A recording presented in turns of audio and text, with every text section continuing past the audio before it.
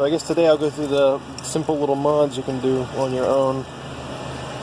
Number one, replace this cap with a black one. You'll thank me later.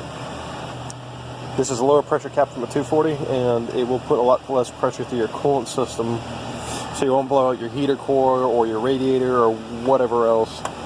Number two, replace the actual air box with either a Jaguar air canister or just like a pod filter, something simple. You know, it could be Spectre, it could be Canon. You know, nothing big. Number three is go through and replace your PCV system. This hose right here I got from the local AutoZone, and I zip tied it to there, replaced it here. That was actually a larger diameter hose than the stock one, which actually would help with your, you know, not blowing out seals and stuff.